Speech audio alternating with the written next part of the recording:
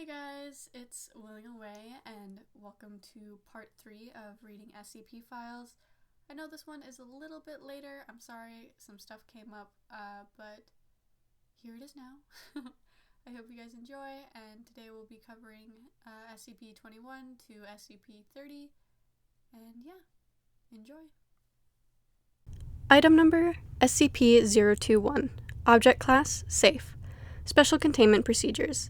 SCP-021 is an obligate parasite of the human body. Containment, therefore, is no more difficult than containing an adult human. Most cells will suffice. Item is currently housed in Detention Cell 217A on Subject D-139. Only Class D personnel are eligible for hosting SCP-021. As long as a given subject survives as a host for SCP-021, he is exempt from normal monthly terminations of Class D personnel. Description: SCP-021 takes the form of a large and elaborate tattoo of a serpentine dragon in the Oriental style, covering approximately 0.8 square meters of skin.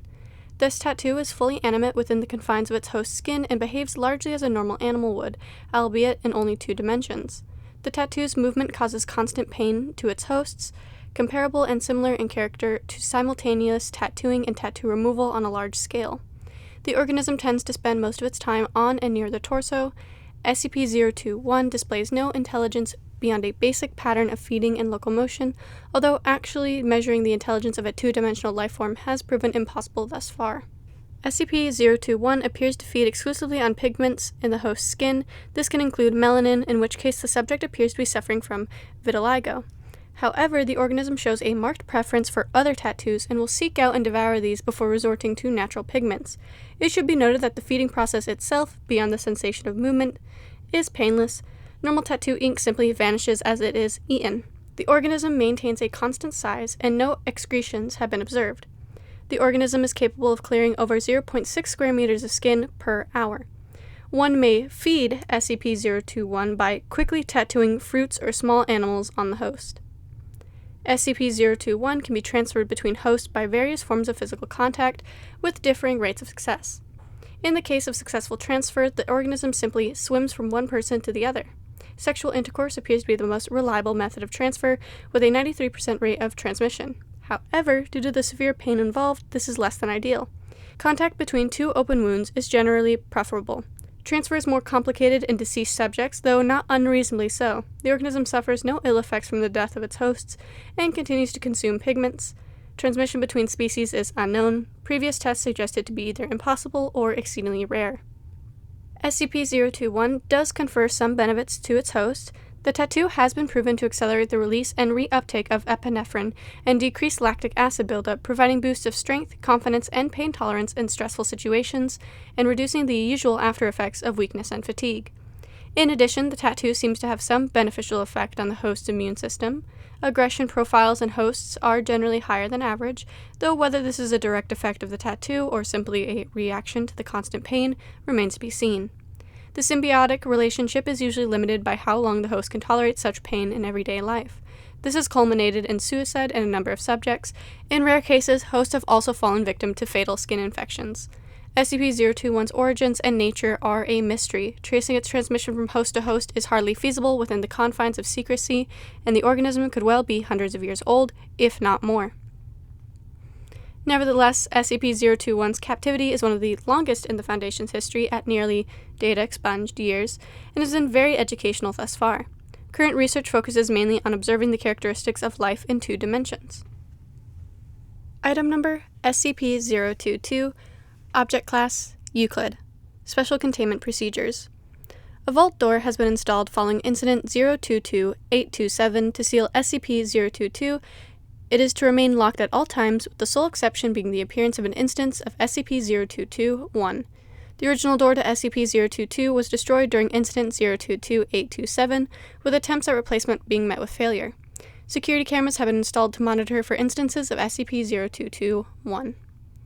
In the event that an instance of SCP-022-1 appears, automated systems should incinerate it the moment it leaves SCP-022. At this point, the vault door may be unlocked to admit cleanup crews. Should the automated systems fail to destroy the instance of SCP-022-1, response teams are cleared to enter and neutralize it. Under no circumstances may any living human enter SCP-022 except at the order of Class 4 personnel for testing purposes. Class 4 personnel may also order instances of SCP-0221 to be captured and held. However, they may not be removed from SCP-022 containment facilities. Description: SCP-022 is a morgue in the basement of Redacted Hospital in Great Britain until 1980 Redacted. There were no reported anomalous occurrences within the morgue. Reports of strange activity were first received in November of 1908 Redacted. The area was soon quarantined by the Foundation, with an official story being released that the entire building had been condemned. The reason for the sudden manifestation of its strange properties remains under investigation. Periodically, a random drawer within the morgue will open to reveal a cadaver under a covered sheet. After approximately 6 minutes open, the cadaver will animate and attempt to leave the morgue. At this point, the cadaver is given the designation SCP-0221. In some cases, the cadaver will be too damaged or decomposed to successfully exit SCP-022 or even rise from the table it lies on. In this case, SCP-0221 will typically struggle and twitch on the table until expiration occurs. Should an instance of SCP-0221 expire while remaining on the table slides back into the drawer, which then it shuts. Reports indicate that the scent of burnt tissue is evident immediately following such an event. The energy source that sustains instances of SCP-0221 is currently unknown. Instances do not breathe, eat, or sleep, and their bodies produce no heat. Analysis of SCP-0221 following expiration has discovered no abnormal organs or chemicals present. They appear to be fully human cadavers. Instances also possess physical strength that exceeds that of normal humans. Though direct testing has proven problematic, researchers estimate the strength increase to be approximately 500 N, or 112 pounds, of lifting force, greater than what one would expect of a human body sharing a similar condition.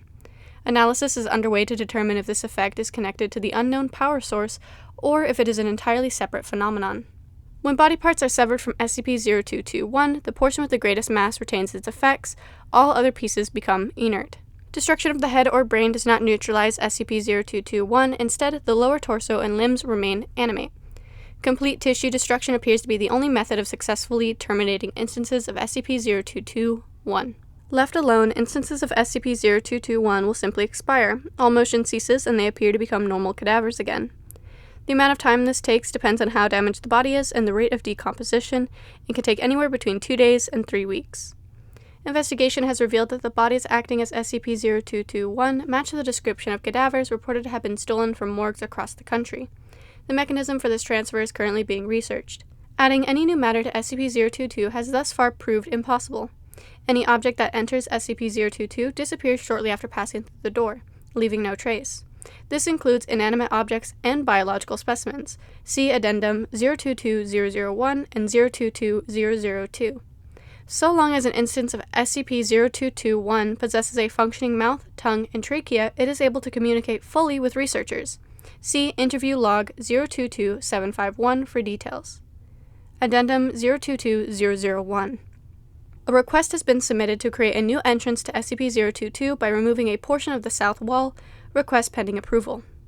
Addendum 022002. A pile of matter was discovered on the floor of the room directly above SCP-022. It appeared to contain all matter that had been sent into SCP-022, with the exception of humans. All materials appeared broken down and worn down. Metallic components were covered in large amounts of rust, with all biological parts being in various stages of decomposition. Testing revealed that the time between inserting an object into SCP-022 and it reappearing above to be precisely 183 seconds. Humans who enter, however, do not appear in said pile. Instead, humans appear to become integrated into the morgue and may later animate as instances of SCP-022-1. Interview Log 022751. Each of the following interviews began in much the same way. The instance of SCP-0221 will typically be hysterical until Foundation personnel are able to calm or restrain them. These portions have been omitted. Date: March redacted, 1980 redacted. Interviewee: SCP-02212. Interviewer: Dr. Redacted. Notes: SCP-02212 was the second instance of SCP-0221 that the Foundation discovered, the first having been destroyed on site by Foundation agents. SCP-02212 had the body of an Asian male, approximately 54 years old. Its chest had been stitched up, evidence of an autopsy. Begin log. Dr. Redacted. Please, identify yourself. SCP-022-12. My name is John Redacted. What the hell is going on? Dr. Redacted. That's what we're trying to figure out, John. How did you get to this state? SCP-022-12. I don't know. I was driving my car, coming home from... Never mind. I was driving and I crashed. Dr. Redacted. Then what happened? SCP-022-12. Nothing. I woke up here. Please, this has to be unintelligible. Dr. Redacted. So you remember being in a car accident. Then you woke up here in the morgue. Do you have any idea how you got here? SCP-022-12. I didn't get here. Don't you get it? This isn't me. I'm not me. Dr. Redacted. What do you mean, you aren't you? At this point, SCP-022-12 became severely agitated and had to be physically restrained. This required 6 agents due to the strength increase associated with instances of SCP-022-1. Eventually, SCP-022-12 was calmed and the interview proceeded. Dr. Redacted. Now, would you please explain what you meant? SCP-022-12. This is not me. I saw my reflection in the steel. I'm not some old Asian. This isn't me. End log. Following the last statement, SCP-022-12 began to smash its head against the wall. Once further restrained, it began to scream unintelligibly for several hours before falling silent. It continued to struggle, though apparently unable to speak, for an additional 6 days until it finally ceased motion. During this time, it continued decomposing at a natural rate. An examination of the body following this interview was unable to determine a cause of death, as many of the internal organs had been removed. The only injury that did not appear to be a result of a previous surgery autopsy was a damaged trachea. Date: March Redacted, 1980 Redacted. Interviewee: SCP-022-15. Interviewer: Dr. Redacted. Notes: SCP-022-15, animated shortly after D5619, was sent into SCP-022 and had subsequently disappeared. SCP-022-15 had the body of an approximately 12-year-old female missing its right arm and a large portion of its torso. Following the incident with SCP-022-13, all instances of SCP-022-1 are physically restrained before being introduced to valuable personnel, with SCP-022-15 being no exception. Begin log. Dr. Redacted. Please state your name. SCP-022-15. What did you bastards do to me? Dr. Redacted. Please state your name. SCP-022-15. What the fuck did you do to me? Dr. Redacted. We have done nothing to you. Now please state your name. SCP-022-15. You know who I fucking am. Dr. Redacted. Refresh my memory then, please. SCP-022-15. I'm the guinea pig you just fucked up. Don't tell me you forgot me, Dr. Asshole. Dr. Redacted. Are you D5619? SCP-022-15. In the flesh, and for your information, jackass, my name is Redacted. Now change me back, you son of a bitch. Change me fucking back. End log. At this point, Dr. Redacted asked SCP-022-15 several questions to verify its identity. Though its identity was confirmed to be that of D5619, no further useful information was gained from SCP-022-15. It was kept in a holding cell until expiring 2 days later. After 3 weeks, the body of D5619, animated as SCP-02217, in a brief interview with SCP-02217, it claimed to be an 89-year-old female. Item number SCP-023. Object Class: Euclid. Special Containment Procedures. SCP-023 is to be contained in a walled-off intersection of 2 corridors at Site Redacted, with at least 3 meters of space in each direction and false doors at 3 of the 4 ends, in addition to the real door. Security cameras will be placed and maintained above all 4 doors. At all times, SCP-023's eye sockets are to be filled with spherical inserts made of hard rubber. Eye inserts must be replaced as they degrade. Degradation can be monitored by measuring the brightness of the burning effect as observed by security footage. Brightness greater than 12 candela requires that the inserts be replaced within 12 hours. Eye inserts are only to be replaced individually and are only after the sun has completely set. Personnel are not to look directly into eye sockets of SCP-023 at any time. Following Incident 02327, all reflective surfaces, including displays, monitors, and eyewear of any sort, are not permitted within 30 meters of SCP-023's cell. This includes monitors linked to security cameras within its enclosure. Security personnel posted at checkpoints outside both corridors will enforce and adhere to this measure. Experimentation involving SCP-023 has been suspended indefinitely. Description: SCP-023 is a large, sexless, shaggy canine, 1.5 meters at the shoulder, with black fur. Crossed out. It has bright orange-red eyes and prominent teeth. See Incident Report 02326. Anytime an individual makes eye contact with SCP-023, either that person or a member of their immediate family will die exactly 1 year after eye contact is broken. Research into the method of selection is incomplete due to a moratorium on experiments, but the available data suggests that having a larger immediate family lessens the chance of the individual making eye contact themselves dying, and neither a pattern nor a preference in victim types have been found.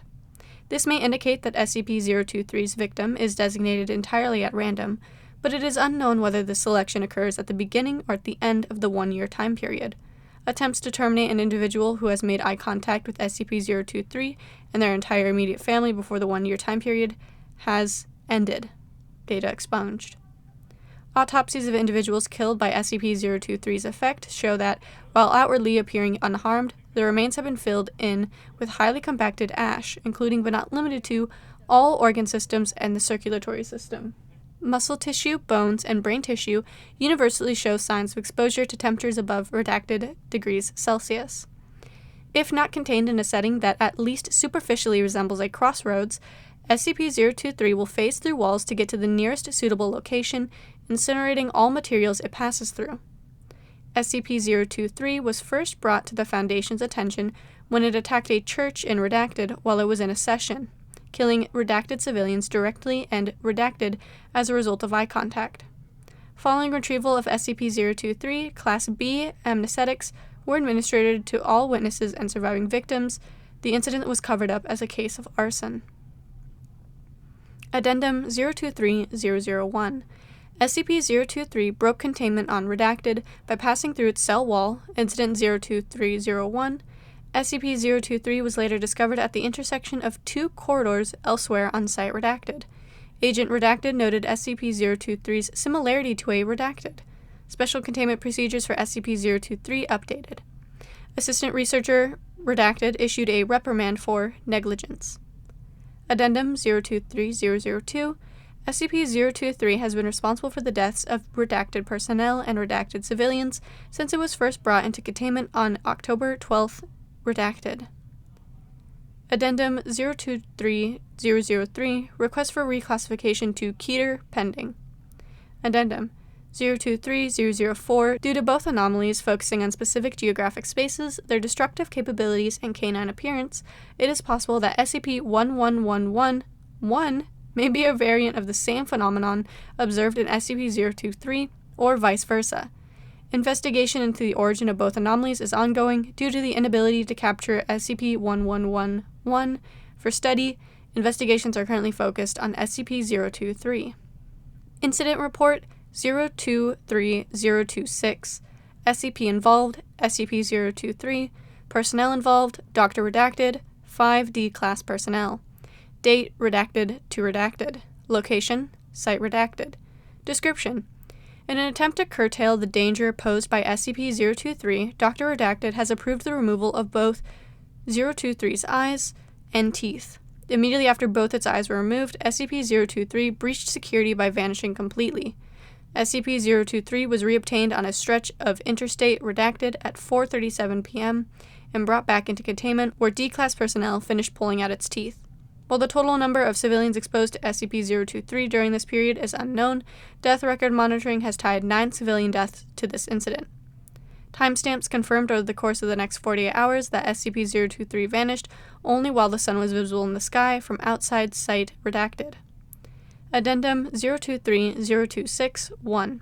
As of Redacted, Dr. Redacted has been suspended pending disciplinary review for contributing to, if not being directly responsible for Incident 023-026. Dr. Redacted is now in charge of SCP-023. The increased difficulties in containment that have been incurred as a result of Dr. Redacted should serve to remind all personnel of the Foundation's purpose: secure, contain, and protect. Research, experimentation, convenience, and even the safety of Foundation personnel are secondary concerns. We are not working to protect ourselves. 05 Redacted. Addendum 023026-2. A total of redacted bodies with a time of death exactly 1 year after Incident 02326 have been identified as consistent with SCP-023 exposure. Incident 02327, SCP involved, SCP-023, personnel involved, Dr. Redacted, and data expunged. Date, redacted. Location, site redacted. Description, timeline of events. 10 seconds, a pair of glass eyeballs are inserted into the eye sockets of SCP-023 by 2D class personnel. 15 seconds, glass eyes take on an orange-red glow, similar to what SCP-023's real eyes looked like before removal. 3 minutes and 13 seconds, molten glass begins to run out of SCP-023's eye sockets. 5 minutes and 54 seconds, data expunged appear on all lenses, windows, mirrors, monitors, and glass surfaces at site redacted. 6 minutes and 12 seconds, evacuation of site redacted ordered. 6 hours and 54 minutes and 7 seconds, sun visible over horizon, D-class personnel sent in to check area around SCP-023's enclosure. Data expunged gone. Only trace of SCP-023 is a burnt section of floor around a puddle of colored glass. Personal log of Dr. Redacted. Date redacted. It's my fault. I have doomed my research team, and possibly the rest of the facility. All that's left is to keep trying. We must contain SCP-023. Note: on Redacted, 1 year after Incident 02327, redacted personnel were interred in an unmarked mass grave outside Site Redacted. Mother's love. The passion of the dead can be vast and mighty, but we are not all-powerful. There are things I can never see, there are things I can never touch, there are things I can never overpower. Because of that, there are many things I can never protect my children who birthed me from. Because of that, oftentimes they die in bitterness and pain. Because of that, their deaths can also birth hates large and small. Hates are things I can see and touch. I must see and touch them, because my children who birthed me cannot. I must protect my children who birthed me where I can, just as my strange brethren are driven to curse them. I do not have the power to unmake hates. The best I can do is bind them to a seal made from things that my children who birthed me can see and touch. The truth of our nature is all we have, and our denial of that truth is denial of our power. But more importantly, my children who birthed me can guard themselves against what they can see and touch. The form of a ladybird, beetle, or butterfly is a fine seal for small hates. In a seal of that size, it is easy for me to reduce the power of their curses to almost nothing. The larger seals needed to hold larger hates are more difficult. A hate sealed as a cat can still cause sickness and misfortune. Then there are vast hates, birthed from wars and plagues that kill together many of my children who birthed me. There are a few loves, vast enough to deny the truth of their nature, but I have tried once. It was a hate birthed out of the smoldering rage in the hearts of so many who died, knowing that their bodies would be burned together in a pit of pestilence and anonymity. I rarely call upon the power of the light that brings life to create a seal, but there was little choice against a hate natured so strongly of death. The weakest part of any seal is always in the eyes, because they are the windows to the soul. My children who birthed me only believe in that as a concept, but concepts are far more real to my brethren, whether they are strange or not, and I, then, what my children who birthed me would think of as concrete. To line up the windows is to make an open path between a soul and the most vile curse a sealed hate can still inflict. I used every method I knew to reinforce the seal's eyes, but even then I could not stop it from setting a cause of death in anyone it meets gazes with. My blessing could only delay the curse's full effects for a single cycle around the light that brings life. My misguided children, why did you take its eyes? Item number, SCP-024, Object Class, Euclid, Special Containment Procedures. Due to its nature, SCP-024 cannot be moved to a secure location, so security measures must be placed on site. To conceal its location, 5 identical-looking replicas have been erected around SCP-024. A tight security perimeter must be maintained around SCP-024's compound at all times, with separate security teams guarding SCP-024 and its replicas. None of the security teams, except for team leaders, will be informed of the location of SCP-024. SCP-024 must be secured with magnetically sealed blast doors and reinforced armored walls to prevent unauthorized entry. Under no circumstances can any security or research personnel enter SCP-024. Only D-Class personnel are allowed entry and strictly for research purposes only. All researchers are to observe and experiment with SCP-024 from the Remote Observation Lab. Any personnel attempting to leave the Remote Observation Lab or enter SCP-024 without prior approval from a Level 4 researcher must be immediately apprehended, with termination authorized. Should containment be breached or SCP-024's true nature compromised, then the entire compound must be destroyed via specialized demolition charges planted throughout the compound. Description: SCP-024 is an abandoned soundstage that was once owned by Redacted. However, SCP-024 itself had been abandoned since 19-Redacted, and it is unknown whether its special properties manifested before or after its abandonment.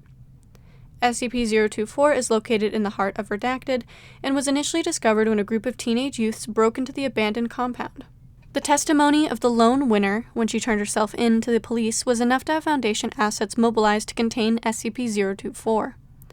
Upon entering SCP-024, visitors are immediately greeted by an anonymous announcer who communicates via intercom and is able to hear and comprehend the voices of people within SCP-024. The announcer will inform the contestants that they are about to take part in a game show in which the winners will win fabulous prizes, but will also warn that the game will be extremely hazardous and that the losers will never leave SCP-024. It is at this point that the announcer presents the choice of whether to stay or leave SCP-024.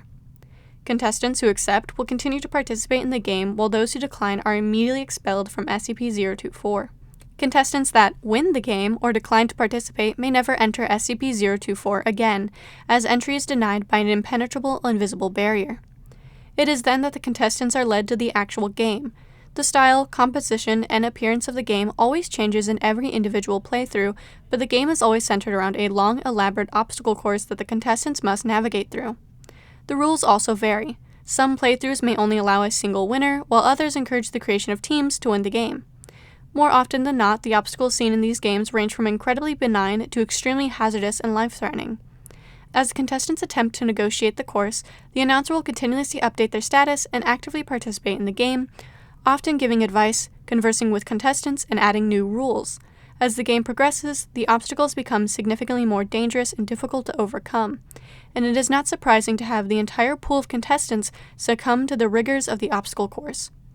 If such an event happens, the announcer will express sadness at the lack of a winner, and SCP-024 will shut down, resetting only when a new batch of contestants enter. Any attempts to break the rules, such as assaulting other contestants and deliberately bypassing obstacles, are met by extreme violence. The announcer will call out the offending contestant, who will be quickly and forcefully ejected from the course by Studio Guardians. These Studio Guardians will immediately materialize within SCP-024 when called upon by the announcer, and disappear when not needed. The contestant will never be seen again. When a winner is declared, he or she will receive a random grand prize. Any contestants that have survived the course but failed to win are immediately declared losers by the announcer. The lights will switch off, and the winner will immediately appear outside of SCP-024 with his or her prize, while the losers completely disappear. However, the most mysterious aspect of SCP-024 is that after every game, a VHS tape or DVD will appear in the mailbox outside of SCP-024's main entrance. This recording is a complete record of the entire game that was previously played, even though winners have claimed that they have never seen any cameras or recording devices inside SCP-024. Also, more strangely, a live studio audience can be seen in the background cheering on the contestants. Again, winners have claimed not to have seen a live studio audience while inside SCP-024. Addendum 1. So far, the list of prizes awarded to winners has included, but is not limited to, cash prizes, electronics, various consumer goods, cars, collectibles, full paid vacations to various countries, data expunged. Close examination of these prizes have confirmed that they are completely genuine and possess no unusual abilities or characteristics whatsoever. There appears to be no consistent pattern for what the prizes will be. Addendum 2. In an attempt to track where the losers were taken, GPS locator beacons were planted on subjects D124 through D135. When group D245 was sent into SCP-024, when the losers were taken away, all signals from the beacons were lost. Whether this is because the beacons were destroyed or because the losers were taken to an area that cannot be located via GPS is currently unknown. Addendum 3. The announcer living within SCP-024 appears to be sentient and aware of events that take place outside of the compound. During the test of Group D523, which consisted only of Dr. Redacted, the announcer instead engaged in a conversation with Dr. Redacted. Analysis of the conversations are shown that the majority of the subjects are centered around pop culture and information distributed through television, implying that SCP-024 somehow is able to access and interpret television signals. Cutting all power and signal lines, as well as removing any potential wireless receiving equipment on SCP-024, does not affect SCP-024 in any way. When it became clear that no other contestants would participate, the announcer kindly asked Dr. Redacted to leave SCP-024 and suggested he return with more contestants. Addendum 4. The studio guardians that the announcer uses to enforce the rules vary in appearance every game, just like the course. If they appear, the guardians will always be dressed in a manner that matches with the theme of the obstacle course. The only common attribute all guardians share are the possession of humanoid appearance, ability to suddenly appear and disappear, superhuman strength, and face-concealing masks or headgear. However, winners have claimed that the guardians have no apparent shape or form inside SCP-024, instead appearing as huge, shadowy figures that engulf the offender. Item number, SCP-025. Object Class, Safe. Special Containment Procedures. SCP-025 is only to be opened during testing, as is the room in which SCP-025 is stored. Entry codes are to be given only to authorized research and security personnel. No other containment protocols required. Description: SCP-025 is a wooden wardrobe measuring 0.97 meters by 0.62 meters by 1.95 meters. Full of clothing dating from a number of time periods. Articles contained within the chest, collectively named SCP-0251, match with styles of decades from the 1920s to the present. The apparel from each time frame varies with regard to style. For example, a polyester striped shirt and pair of charcoal suit pants both correspond with general styles of the 1970s. The only unifying aspect of every article contained in SCP-025 is that each one is in poor condition, moths have eaten at much of the collection, and tears and runs are not uncommon. When any item from SCP-025 is put on, the wearer is observed either to die or suffer an injury within 24 hours.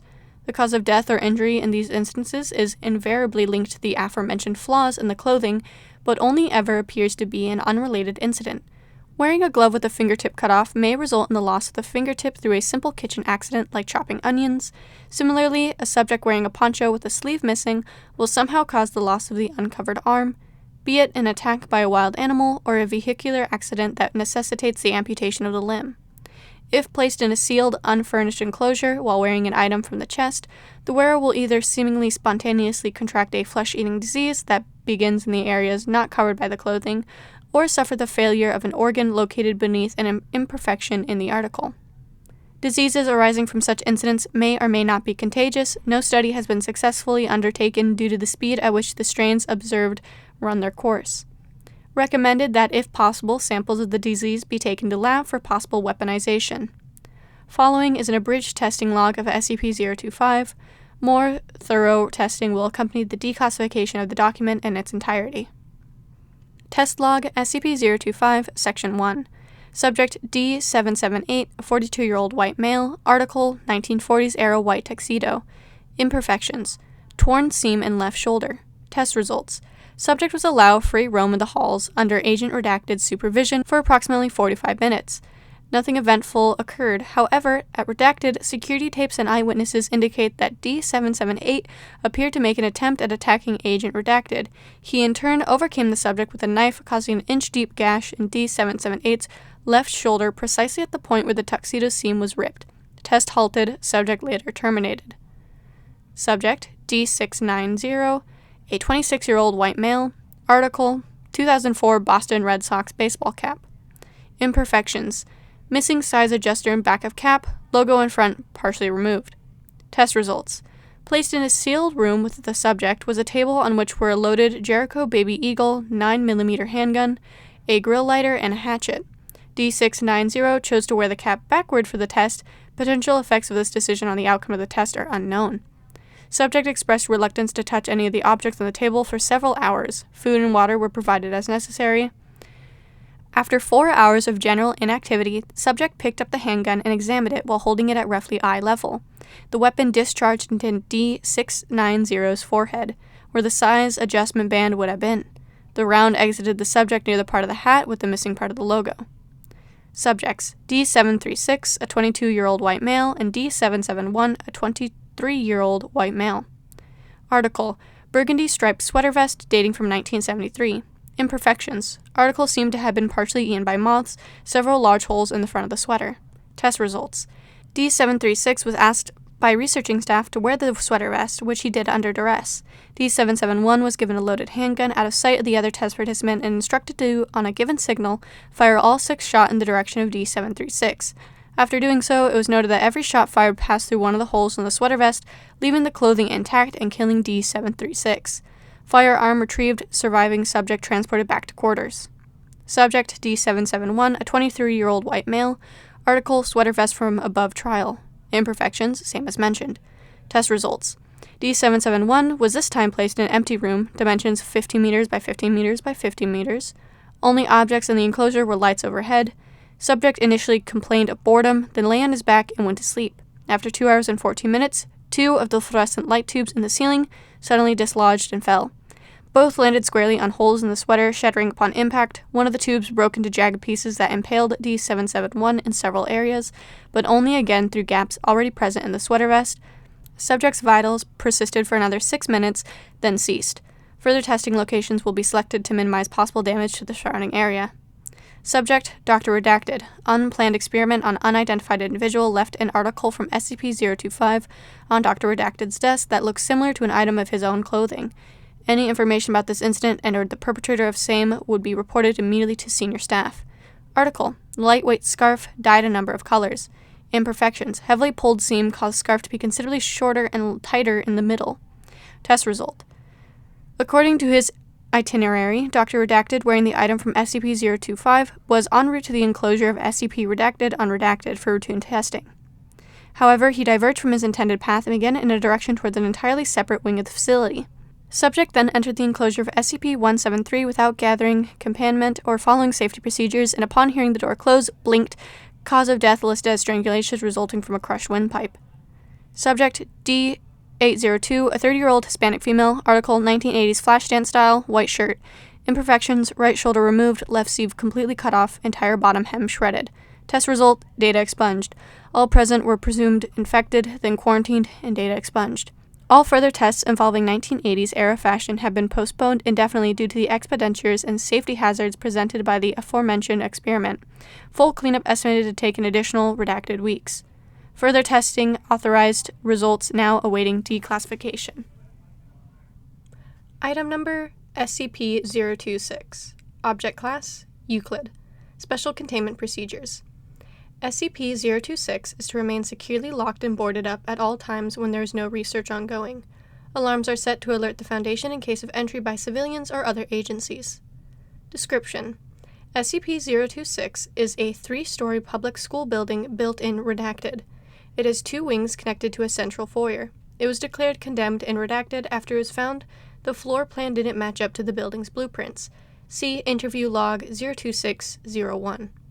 It came to the Foundation's attention after several disappearances in the area were linked to visits to the abandoned building. These are all scratched out. The building demonstrates spatial anomalies. Its internal space is much greater than the external surface of the building would allow. Hallways display a variable length, while stairways have differing numbers of steps going up or down. The number of rooms off the hallways changes each time they are counted. Attempts to reach the far ends of the hallways have met with failure thus far. Entrance through the fire escapes located at the ends of the hallways leads to doors approximately midway down the length of the halls. Edit. See Note 026A. There is considerable graffiti on the interior walls of the school. Most appears typical, including gang signs, names, and street art. However, the graffiti fades and reappears, changing location. Writing on chalkboards and bulletin boards changes in a similar fashion. Subjects typically found range from standard school supplies, mathematics, literature, biology, to more historic subjects such as quantum entanglement, redacted, and eugenics. One researcher reported one board detailing information about SCP redacted, but photographic evidence showed only a blank slate. See Note 026B. The phrase, "the children used to sing," has appeared multiple times in various places throughout the building, but there is currently no explanation for its significance. A number of unconscious subjects have been found in the building, mostly of high school age ranging from 12 to 18. They are dressed in accordance to the school's dress code, circa redacted. Several have been identified as former students or faculty of the school who disappeared after the school shut down. In at least one case, more than 10 years after the closure.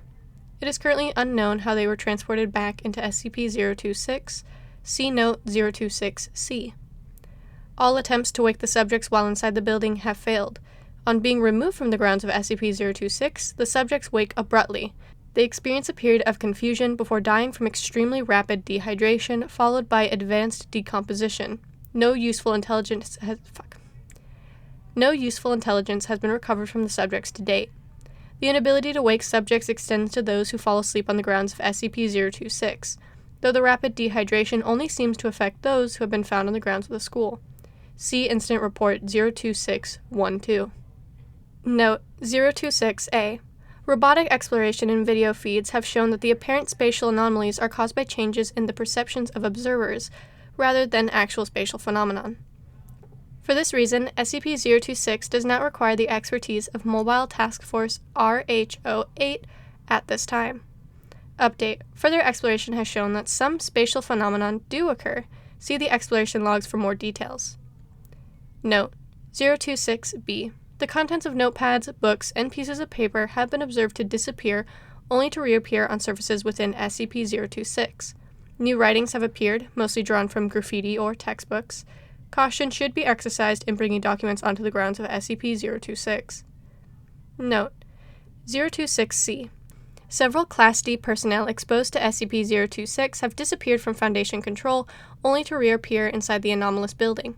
The subjects in question had previously complained of dreams identical to those experienced by Agent Malik. Update. See Interview Log 02608. Incident Report 02612. During a routine security check of SCP-026, Agent Malik was found unconscious by his partner, Agent Jones, in the main foyer. Initial attempts at rousing Agent Malik were ineffective, so he was moved for transportation to Site Redacted. Upon leaving the grounds of SCP-026, he woke abruptly in a state of agitation. When questioned, he revealed that he had been dreaming of a classroom setting. This dream has been consistent throughout all subjects who have fallen asleep within the grounds of SCP-026. Interview Log 02601. Interview with Redacted, former principal at SCP-026. Agent Redacted. Thank you for your time, Mr. Redacted. Redacted. Not at all. If there's one thing I have plenty of these days, it's time. Agent Redacted. So let's get down to business. You were principal of Redacted back in Redacted. Is that correct? Redacted. Yes, that's right. Agent Redacted. What can you tell us about that? Redacted. Well, you've heard the stories, I'm sure. Folks say it was haunted. I don't know about that, but things did seem strange towards the end. Agent Redacted. Tell me about them. Redacted. Let's see. There were the stairs, of course. You've heard about that, right? People would count 15 coming up and 16 coming back down. I'm sure there was a trick to it, like an optical illusion, but I never could figure it out. And we had a history book that turned up completely blank. I suppose these seem rather tame, but you know how it is. Little things add up. People tell stories. Agent Redacted. Tell me about the dreams. Redacted. The dreams? Oh, yes. People were complaining about nightmares. Mostly students, but a few of the staff as well. It was always about school never ending. We joked about it at first, but more people talked about it. I didn't put much credence into it, but, well, when we found the blueprints didn't match up with the school, it seemed easier just to move to a new building. The schoolhouse was old anyway, and we wanted a fresh start. And just like that, things seemed to settle back to normal. Agent Redacted. I see. Is there anything else you'd like to add? Redacted. It's not really much, but maybe we'll make a nice footnote in the book you're writing. I still sometimes have dreams about being in my office, back at the old schoolhouse. Sometimes I'm doing paperwork, sometimes I'm talking to someone, but it's always back behind the desk, just like old times. But gradually I notice something's a bit off. The bell's ringing, but I don't hear anyone in the hallway. No students hurrying in or out of the classroom, no chatter, no footsteps, nothing but the bell. And it doesn't stop. The crazy thing is that I never noticed it's a dream until then. I've been retired for 10 years, but until I noticed the bell, I think everything's normal. Crazy, isn't it? Agent Redacted. I think it's very interesting. Thank you very much. If you think of anything else, don't hesitate to give me a call. Redacted. Anytime. Exploration Log 0264. Exploration conducted by Agent Redacted. Alright, I'm walking into the lobby. Walls are mostly bare concrete, a little paint here and there. Graffiti everywhere. A few beer bottles, some other trash. Looks like just another abandoned building. Okay, I make my way up the stairs. More graffiti on the walls. Okay, I'm going into the hallway. The peeling paint is kind of creepy. Looks like some sort of sheet fungus. Reminds me of Redacted. The doors are kind of weird. Some are really close, others are far. Really irregular spacing. Doesn't match up with the blueprint you showed me. Okay, here's a classroom. Pretty empty. Some old desks. Real old, like they had in the 30s. The chalkboard's got a few math problems on it. Looks like trig. Okay, I'm gonna check out another room. Back in the hallway. Heading to the next room. Desks look more modern in this room. Made from particle board. More posters here. Look to be from the 80s, I'd say. I recognize some of them from when I was a kid. Looks like Latin on the chalkboard. Yes, I'm taking pictures. Okay, back in the hallway, heading to the next room. Several minutes of silence. There's something really screwy with this place. I could swear the room was just a few feet away, but it feels like I've been walking for hours. Anyway, I'm here. We've got sleepers, 3 of them, 2 girls and a boy. They look to be around 14, 15. They're all wearing the same uniform. Yeah, just like you showed me. Hang on a minute while I take some pictures. At least we can figure out who they are. The furniture's pretty old looking, what's left of it. A lot of broken chairs and desks. Nothing on the walls. Chalkboards? The hell? You're not going to believe this, Redacted. It's got Agent Redacted's notes up there. In her handwriting, even. We're going to have to be really careful what we bring in here. Yeah, I've got pictures. Don't worry. Okay, I'm going to check one more room, and then I'm out. Back in the hallway now, heading for the next room. Another anomaly. I've been going the same direction this entire time, but I'm back at the stairs. Yeah, I'm just going to head down. I've had enough of this place for one day. I'll meet you at the door. The developed photos revealed Redacted. Exploration Log 02612. Carried out remotely using a robotic drone via video feed, exploring the first floor hallway. The hallway appeared in poor condition with graffiti on the walls. Comparison with previous videos shows the graffiti has changed. Many of the same signs were present, but in different positions. Some seemed new. Doors were uniformly spaced on the wall, some were intact, while others were cracked or missing entirely. First room in the hallway was the girls' bathroom. More graffiti on the walls. Several broken mirrors. A toilet had been removed from the wall entirely and placed in the center of the room. There was a great deal of porcelain and glass on the floor. The next room over was the boys' bathroom. This was skipped in favor of exploring the classrooms. The first classroom had no furniture. The chalkboard was broken in 2. On one side of the board, there was a set of lines reading, "I will not pass notes during class." The other side had fragments of a lesson on Redacted. There was one poster on the wall depicting Helen Keller. The second classroom was well furnished, with the largest number of intact desks to date, mostly made from wood and steel in a style used in the 1950s. There were 2 sleepers found that had not been reported in previous sweeps of the building. The first was a male teenager in a student's desk. Comparison with file 02604 revealed him to be Redacted, a former student of the school. He was reported missing 10 years after the school closed down at age 28. The other was a woman in her mid-30s sitting behind the teacher's desk. Her identity is still unknown. The chalkboard had a timeline of World War II overlaid with an intricate piece of graffiti. The third classroom had 15 particle board desks in various states of disrepair. A map on the back wall was consistent with the socio-political conditions of 1974. A bookshelf had collapsed and spilled a set of encyclopedias onto the floor. The robot was then guided to the end of the hallway and back to the entrance. There was no sign of spatial anomalies at this time. Exploration Log 02615. Exploration conducted by Agent Redacted, accompanied by a robotic drone. Okay, I'm in. Lobby looks like it always does. Probably some graffiti drift. Here comes the robot. The lobby was compared to previous videos, some differences in the graffiti were noted, otherwise, no significant changes. I'm headed upstairs now. God damn, the robot's heavy. How much crap did you load on it? You could have warned me. Gonna rest a second on the second landing. Video coming in all right? Cool. First set of stairs was navigated without trouble. The second floor hallway appeared similar to the first floor hallway, though with less debris. I've caught my breath. Heading up to the third floor. Wish there was a guardrail. Next time, it might be easier to carry the robot and the gear separately and load it in once it's up. The gear's pretty idiot-proof. I think I could figure it out. Damn thing must weigh over 100 pounds. There, on the third floor now. I count 12 doors? Weird spacing. That last door has gotta be at least 100 yards down. This place is pretty messed up. Rangefinder showed the hallway was approximately 45 meters long, 5 doors on each side, evenly spaced, with one more door at the end of the hall. 11 total. I'm heading in. There's not as much graffiti up here, a bit of debris. I'm opening one of the doors. Janitor's closet. And hey, we've got a janitor. He's sleeping standing up. That's new. Male, seems to be in his mid-50s. Name tag says redacted. A couple of broomsticks, what's left of a mop. Looks like rats have been nesting in here. They've shredded one of his pant legs, but looks like they didn't touch the sleeper himself. What? You want samples? Sure. Wouldn't be the weirdest thing I picked up for this job. Okay, I think that's it.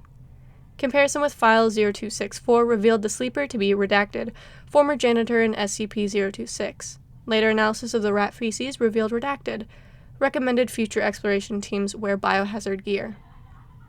Here's a classroom. Nope, no sleepers. Couple of desks intact, the rest looks pretty bad.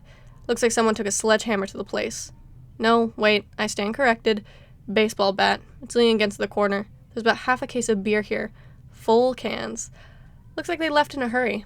Hey, get the robot to face the board. There's something I want you to see. Looks like Latin to me. Could be significant.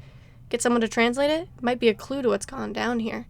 The Latin was found to be a series of sentences showing different conjunctions of the verb vendere, to sell. All were found in Redacted's Latin Primer, a textbook formerly used by the school. The baseball bat was aluminum, and analysis of the fingerprints was inconclusive. Okay, next classroom. Desks look fairly modern, 80s I'd guess. Chalkboard's got a quote from Nicholas Nickleby on it. Yes, I'm sure, it says right there on the board. The sun does not shine upon this fair earth to meet frowning eyes. Depend upon it. Nicholas Nickleby by Charles Dickens. There's an apple on the desk. Looks fresh. I'm tossing it into the drone. Okay, I'm looking out the window. Hey, are you guys still out there? Because I see kids in the schoolyard. I don't see the van, or any of you. Yeah, second classroom on the right. You see me? Weird. The apple appeared fresh on the video feed. However, when removed from the samples bin, it was in an advanced state of decomposition. The drone's feed through the window showed the Foundation van on the ground, and the research team looked up at the window. No children were seen in the schoolyard. Okay, you want me to head down the hallway? All right. Let's see if I actually make it this time. Not holding out any hopes. Walking forward. It looks 10 feet to the next door, which would actually put it in the last room, but who's counting? I'm still here. It's just further than it looks. Feels like I've been walking at least a couple of hours. I'm almost there. I'm just gonna take a breather. Okay, this is wrong. I've stopped moving, but now I'm going backwards? The hallway's moving past me. Shit, I just saw the door move past me. I'm moving forward again. That's better. Okay, I'm almost there. One last dash and I should make it, and I'm back with the robot. I knew it wasn't going to work. There's no way to get there, I'm telling you. The video feed showed the next door was 30 feet away. The total elapsed time from one door to the next was 5 minutes, in which time Agent Redacted meandered toward the end of the hallway. No anomalous activity was observed while he was standing still. When he neared the end of the hallway, Agent Redacted turned around and quickly returned to the beginning of the hallway. Okay, I hear you. I've got my eyes closed. I'm walking forward. Left. Got it. Going straight. Correcting left again. Correcting right now. Okay, this is going a lot faster. Okay, correcting right. Yes, right. I heard you. God damn it, I'm going right. Okay, left. No, it is not the same direction. Look, if you think it's that easy, just send the robot in. The robot was able to reach the end of the hallway with no problems. Agent Redacted attempted to follow, but was unable to keep a straight line to the end of the hallway. Just go ahead and send the bot in. I'm not going to try again until we have a better idea what's in there. Something's keeping me out of there. We should figure out what it is before anything else. Look, if you want to know that badly, go yourself or request some Class Ds. I'm not going in. Deal with it. At this point, the robot opened the door and crossed the threshold into another hallway, running perpendicular to the first, 30 meters in length. No doors were visible. A single window was observed, but was situated too high for the view outside to be visible. The walls were free of graffiti, the left was a dead end, while the right terminated in a left-hand turn. The robot turned right into the new hallway. After 10 meters, the unit's GPS showed it to be outside the building, though the video feed still showed the hallway. It continued to the end of the hallway and turned left. Agent Redacted was just ahead at the beginning of the original hallway. Turning the camera behind the robot showed only the stairwell, with no sign of the second hallway. The unit's GPS showed it by Agent Redacted's position at this time. I see another classroom. I don't see the robot, though. I lost track after it went through the door. What do you mean it's outside? Did it go out through the window? Look, maybe the GPS is screwy. Calm down. What do you mean turn around? What the hell am I? Oh, fuck. Okay, that's enough. I'm calling it off for the day. We can come back after we get some Class Ds in here. Interview log 02608. Dr. Redacted. Please, have a seat. Agent Walker. Thank you. Dr. Redacted. Let's get down to business. I understand you're requesting a transfer out of fieldwork. Would you like to talk about that? Agent Walker. I'd rather not. Dr. Redacted. It's your choice. However, I can't approve a transfer without reason. Agent Walker. Look, The agent paused here. You've seen my record. You know I worked on 26, right? Dr. Redacted. I've read the report. Agent Walker. I was there the first time we took one of the sleepers out. A lot of them were adults when they disappeared, but they're kids again when we find them. So I see this 16-year-old boy just kind of shrivel away. I had nightmares that night. Dr. Redacted. You're supposed to report any unusual dreams after contacting a potential mind-altering phenomenon. Agent Walker. It hadn't been declared a mind screw yet. We just thought it was a weird space thing. We were just watching it until the RH-08 got there. And it was a shock, you know? We weren't expecting anything like that. Anyway, I got over it quick enough. I'd seen worse. I once had a guy melt while I was holding on to him. Dr. Redacted. I see. What happened next? Agent Walker. Nothing, for a while. I went in a couple of times, but didn't see anything too weird.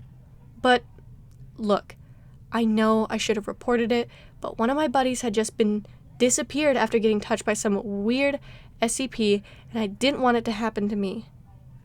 Dr. Redacted. You've been affected by an SCP? Agent Walker. Yeah. It was a week later. I was dozing in the back of the van, and I started dreaming. Dr. Redacted. Can you describe this dream? Agent Walker. Just like the others. You've read the reports, right? Dr. Redacted. Pretend that I haven't. For the record, Agent Walker. Agent Walker. Alright. I'm in a classroom. It's just like one of the ones in 026, but new. Not falling apart. I knew the teacher's name. I knew who was sitting by me, even though I'd never seen most of them before. The bell started ringing, but no one moved. I raised my hand, but the teacher didn't notice. Finally, I tried to leave, but the door wouldn't open. Then I noticed something strange with my hand. It had color. Everything else was black and white, but I felt like I was the one who was wrong? Out of place? That's when I woke up. The van was leaving. No one else noticed I'd been asleep. Dr. Redacted. And you didn't think to report this? Agent Walker. Like I said, I was scared. And this was before they found Malik. I figured it was just another nightmare, nothing weird. And after Malik had his dream, well, they didn't do anything with him, so I figured it wasn't a big deal. Dr. Redacted. He was put on observation. You should have been as well, for your own safety and for the safety of others. Agent Walker. You paper pushers think it's all so easy, don't you? Sitting behind a desk all day. You don't know what it's like. Well, things aren't so clear out there. Not when you're the one hunting talking cats in a sewer or waiting to see if you're the one who's not going to come back this time. Agent Walker was visibly distressed. It was several minutes before she calmed down enough to continue the interview. Agent Walker. Anyway, it wasn't until later that we connected the dreams with the sleepers. Not until they found those Class Ds on the second floor. Still, I thought I might be okay. I wasn't actually inside of 26 when I dreamed. I wasn't sure until the dream started. Dr. Redacted. You're having reoccurrences? Agent Walker. Yeah, they started 6 months ago. It's the same dream, but each time it takes me a little longer to notice it isn't real. And when I look at my hands, they're a little more gray. End interview 02608. Note: Agent Walker has since been given a Class A amnestic and returned to fieldwork. Item number SCP-027. Object Class Euclid. Special Containment Procedures. The host of SCP-027, currently Subject 02702, is to be kept in a 5 meter by 5 meter containment cell with a graded raised floor connected to a strong vacuum system. All creatures removed from the subject's containment cell are to be incinerated, except for a small portion to be diverted for analysis and necropsy. The cell is to be cleaned and inspected for structural damage daily. Subject 02702 must be monitored by at least 2 personnel at all times. Any unusual behavior or vital signs on the part of the subject or the appearance of any unusual species in the subject's vicinity must immediately be reported to Level 4 personnel. Security personnel assigned to SCP-027 must be inoculated against all known animal-borne pathogens and must be armed with tranquilizer guns, with standing orders to subdue the subject if the need arises. Until SCP-027 is better understood, no personnel of Level 4 clearance or higher should approach within 200 meters of the subject. Description: SCP-027 appears to be a phenomenon of unknown source that seems to be tied to one human subject, currently 02702, at a time. As host to SCP-027, Subject 02702 is constantly surrounded by swarming vermin that are drawn to his location. The subject does not appear able to assert control over these creatures in any way, and is in fact prone to occasional attacks from feral specimens. These creatures have also been known to attack personnel who approach too closely. Wherever the subject goes, an initial swarm of flying insects such as gnats and flies will start to form a cloud around him, usually within 2 to 3 minutes. Shortly thereafter, crawling animals, including lice, cockroaches, worms, spiders, data expunged, mice, and rats, will begin to appear. The longer the subject remains at a location, the more vermin will gather there. When the subject leaves the location, some of these creatures will follow, but most will disperse. SCP-027 has been known to transfer between hosts once upon the death of the first known host. Subject 02701, see Appendix 1 for more information.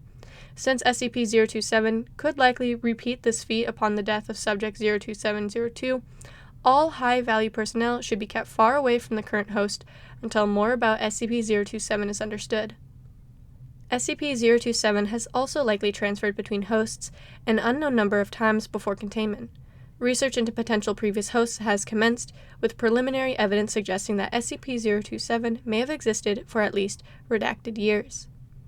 It is not known yet how SCP-027 chooses or attracts animals, or even what SCP-027 exactly is. The previous host never expressed having any sort of communication with a separate, conscious entity. Analysis of the current host has been inconclusive at best. Appendix 1.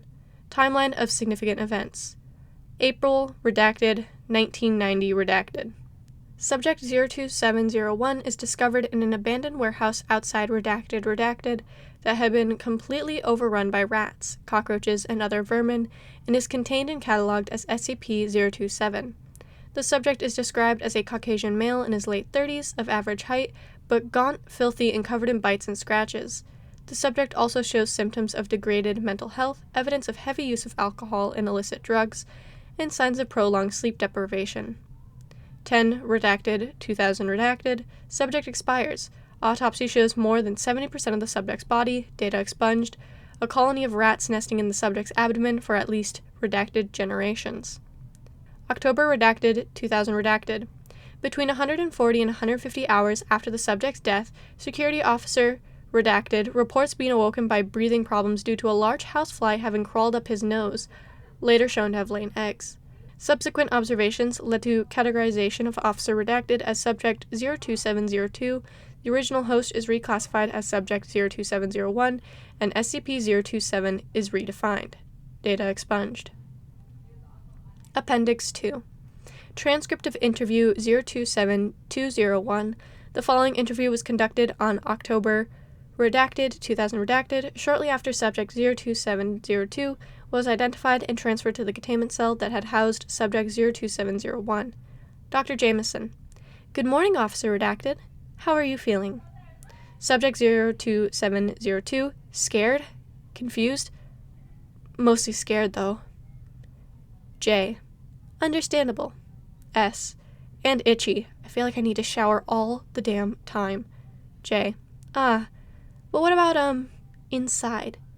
Do you feel anything different inside you? Like, a presence? S: Thinks, scratches his head. No, I don't think I do. Haven't really noticed anything like that. J: You haven't felt anything different since the original host died, besides the itching? S: No, I can't say I have. J: What about any sorts of voices or compulsions? S: Agitated.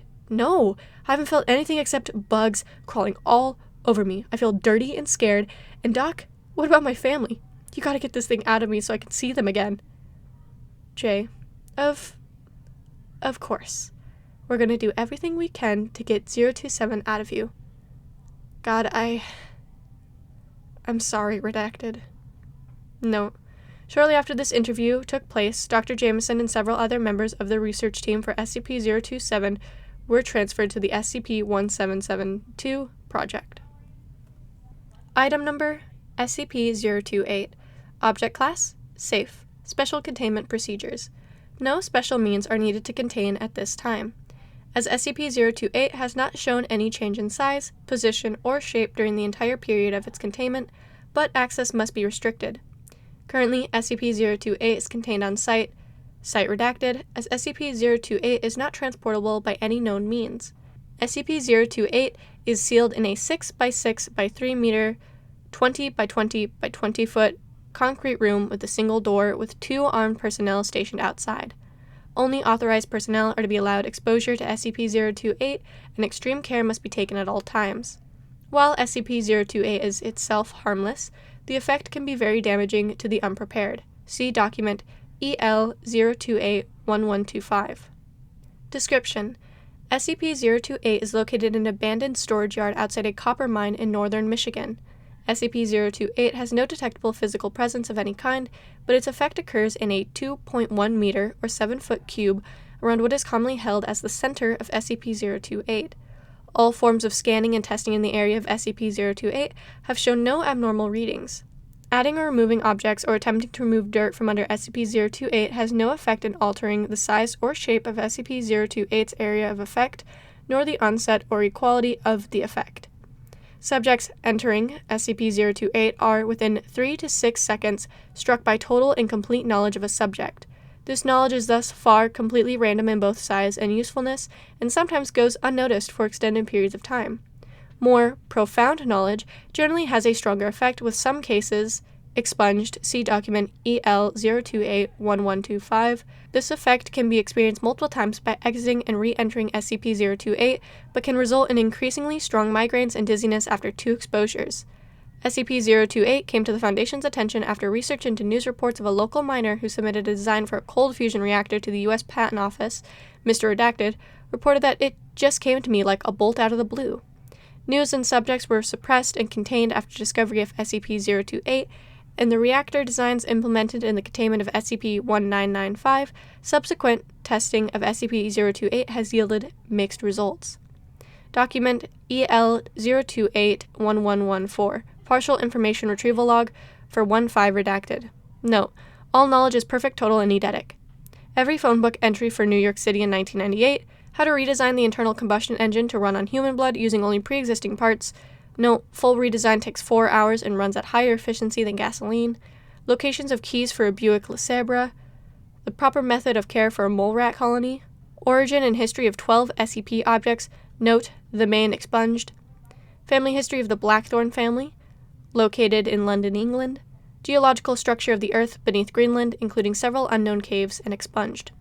Document EL-028-1125. Log E-112. Subject D-1182 exposed to SCP-028. Subject began to cry and went into fetal position, showing signs of high distress. Unresponsive to questioning and outside stimulus for several days, lapsed into catatonia state after stating that this is not life. Subject passed into a coma and died shortly thereafter. Cause of death was attributed to shock. E-127, Agent Redacted, accidentally exposed to SCP-028. Agent showed signs of sudden surprise and bemusement. When questioned, Agent requested a moment to gather my thoughts, please. After several seconds, Agent laughed, shook his head, and removed his service pistol from its holster. Agent then shot and wounded Dr. Redacted and killed Agents Redacted and Redacted before being restrained. Post-incident interrogation revealed Agent Redacted had extensive knowledge of classified Foundation activities and several SCP objects he had not been previously exposed to, including SCP-2669. Any Foundation personnel found to have entered SCP-028's area of effect are to be detained indefinitely. Document EL-028-1128 Log Experiment 189. Subject D-9843 was exposed to SCP-028. Examination of subject revealed abnormal respiratory actions. Redacted. Questioning revealed subject had learned to recycle the carbon dioxide inside his body. Repeated attempts to teach skill to other D-Class personnel failed. Subject terminated. Autopsy reveals no abnormal organ formations. Researcher's notes. Dr. Redacted. Seriously, how the hell did he do that? Item number SCP-029. Object Class Keter. Special Containment Procedures. SCP-029 is being incarcerated in a Class 5 containment cell. She is to be allowed access to nothing of a physical nature. Her containment cell is to be placed behind a triple airlock to avoid her escape. As of Incident 029-34A, SCP-029 is no longer to be fed as she does not appear to need sustenance to survive. There are to be 3 guards on duty at all times on her cell, and 2 guards on monitor duty. Floodlights have been installed on the walls of the containment chamber and are to be on at all times. Once a month, the chamber is to be cleaned and checked for defects. Under absolutely no circumstances are any men to encounter SCP-029 in any manner. Any males who do encounter SCP-029 are to be held under Class 3 detention for interviewing before termination. SCP-029 has requested a bed, denied, a blanket, denied, books, denied, clothes, denied.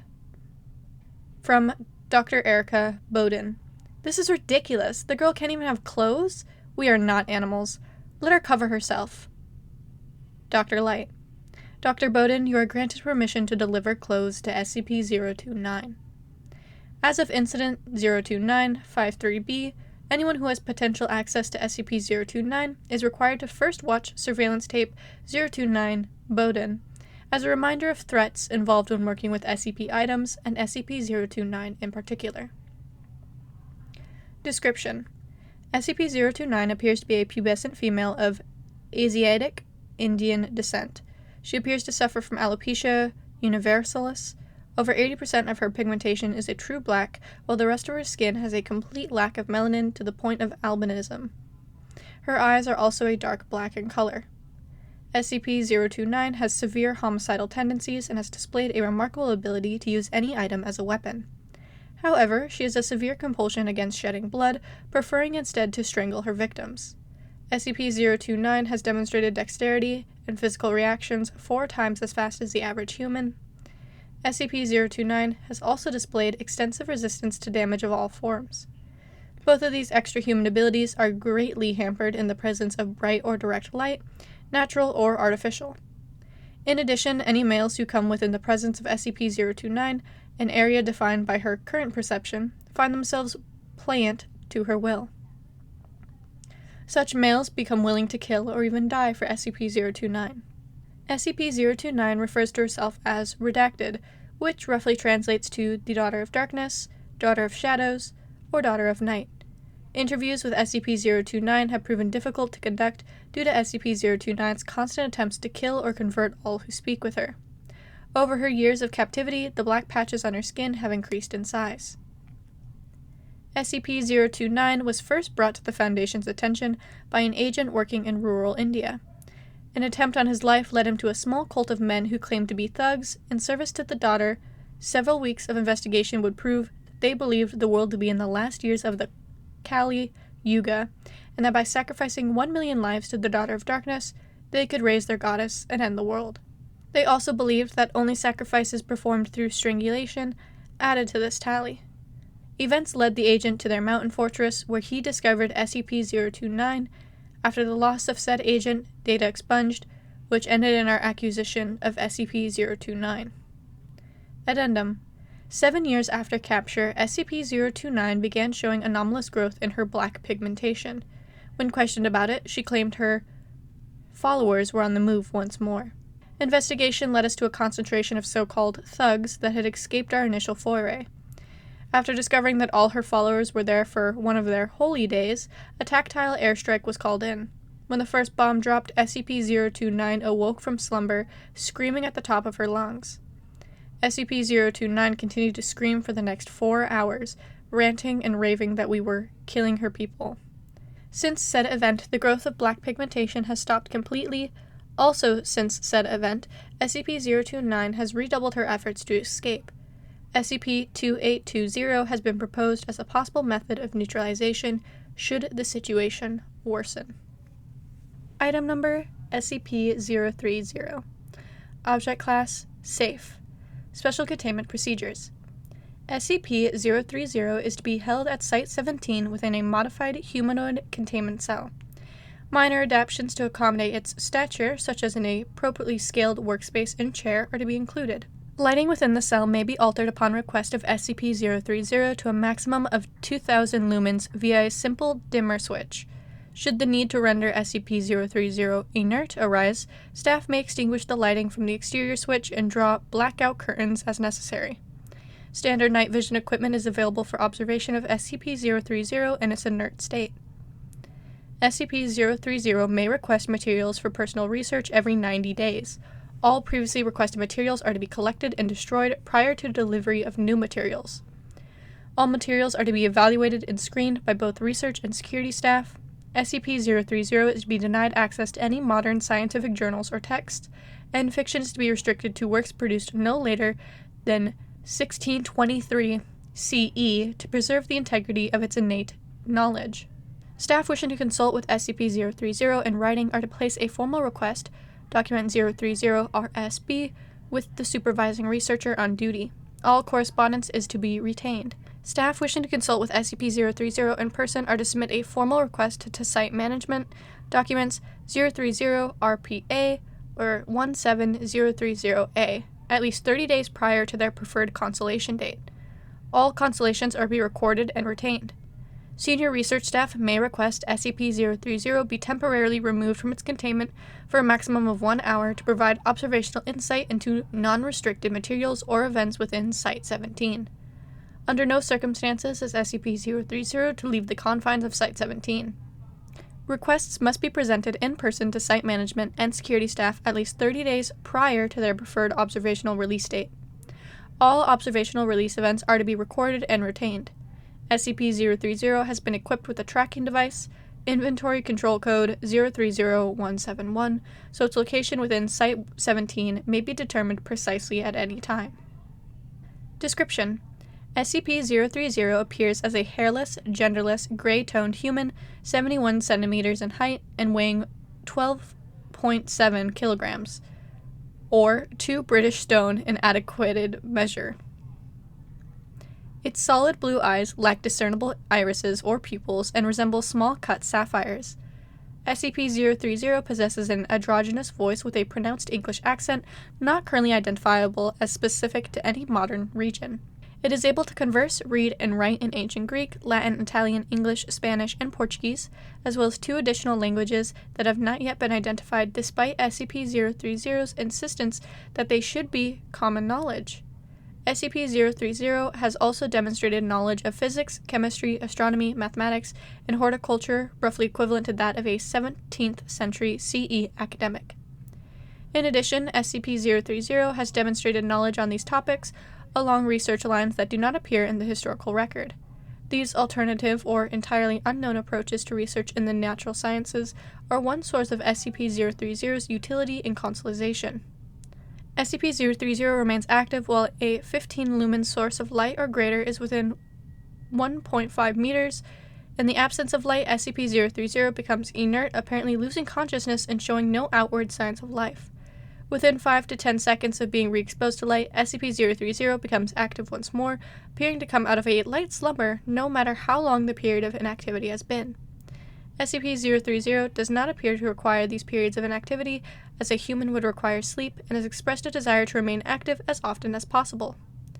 Biopsy analysis of SCP-030 remains inconclusive, while clay natives to the English counties of Kent, Surrey, and Greater London make up the majority of its structure. Traces of mandrake, or Mandragora officinarum, lye, mercury, and human blood have been found in each sample taken. SCP-030 has expressed that a full exploratory surgery to determine its workings would potentially end its existence. Samples removed from SCP-030 do not regenerate, and sampling is currently discontinued to preserve its integrity. Although SCP-030 can be damaged, it does not appear to feel pain, and will simply remold any portion of its anatomy that experiences deformation. Notably, SCP-030 cannot be molded directly by human hands, though any number of tools may be used to alter its surface. SCP-030 does not respirate, requires no sustenance, and produces no waste, although it does infrequently request a bath. SCP-030 refers to itself as Ariel and regularly requests that staff do the same. Questions regarding how SCP-030 was created and by whom are routinely answered with the seemingly rote statement, "I have been asked to forget that bit of information. Terribly sorry." SCP-030 delivers this response in the same tone and cadence each time any question regarding its origins or creator are presented, giving its composition and location of origin a link to the alchemists of Algata is suspected. SCP-030 was discovered June 12th, redacted during a mandatory archaeological survey within London's Mortlake district pending construction of a car park. It was buried approximately 2.7 meters below street level, contained in a small stone sarcophagus. The sarcophagus bore no markings and was assumed to be that of a deceased infant, as additional graves were discovered in the survey area.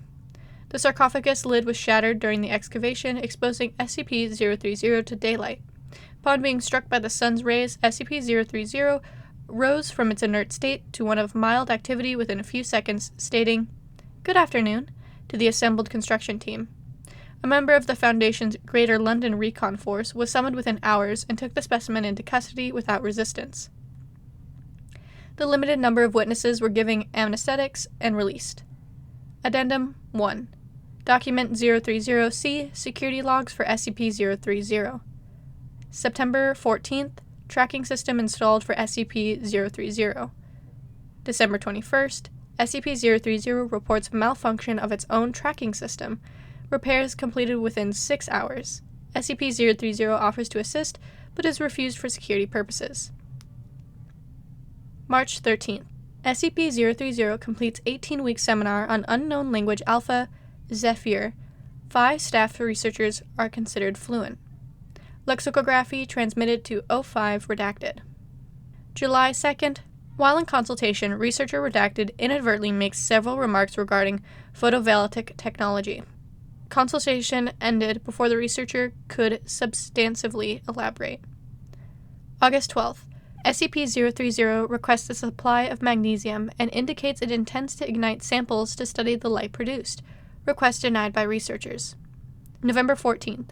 Incident 0301. Using only what appears to be standard potting soil, ginger, a 72-gram sample of rutilated quartz, and a 23-centimeter length of coiled copper wire, SCP-030 produces an object or device capable of emitting notable levels of directed ultraviolet light through unknown means. Devices confiscated. Effects not currently replicable without direct intervention from SCP-030. Researchers currently in consultation to determine if this line of SCP-030's research will be permitted to continue. It is speculated SCP-030 may be working towards an alternative and possibly anomalous manifestation of the photoelectric effect after receiving only minimal information regarding its existence. All research by SCP-030 suspended and materials removed pending review. Hi, you've reached the end of the video. I hope you enjoyed. If you did, please remember to like and subscribe. It helps a lot. And yeah, I will see you guys next time with SCP-31 to 40. Alright. Bye-bye.